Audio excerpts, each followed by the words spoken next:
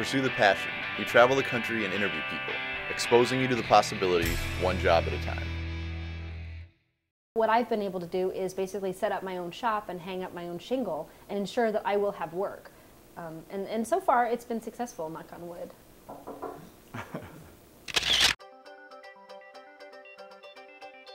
This is Rene Gutel.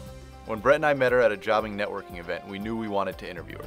She has a job that allows her to travel, meet new people, and work for herself.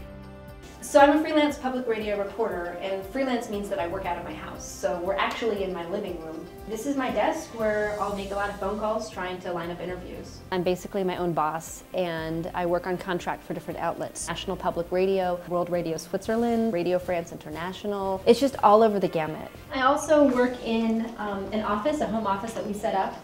This is actually a converted garage, but I have a desk here. I do a lot of work here at this computer, which is what I use for a lot of my audio editing. I don't get a paycheck regardless of whether or not I produce. I have to produce stories a certain amount a month in order to, make the bills. I mean, they say that a journalist isn't supposed to have an opinion, and I don't actually think that that's fair or true. I think every journalist has an opinion. The important thing is that your opinion doesn't end up in the story. I want to make sure that anything that I say on the air I would say to them face to face. Because the last thing I want to do is go and slam somebody in a story and not give them the chance to answer people's questions. I just really focused on learning for learning's sake, and I loved it. But I really honestly was a lot less career focused. I didn't know what I was going to do. Who knew that there was a job that would pay you to just run around with a microphone all day and interview people and produce these little snippets of stories about their lives. I just was absolutely smitten. I thought it was great.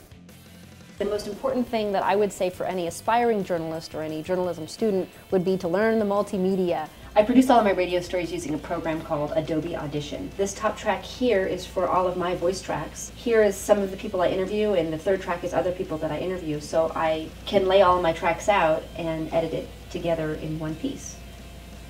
Bob Turner and Kathleen Durkin live in the Phoenix area. They're both over 50.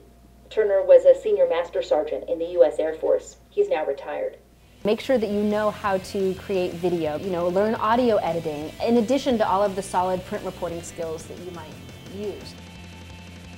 I couldn't give up the excitement of my job because I never know from one day to the next, 1 week to the next, who I'm going to interview. I bring a sense of excitement and wonder to my job every day that I just absolutely adore. It's just always something new.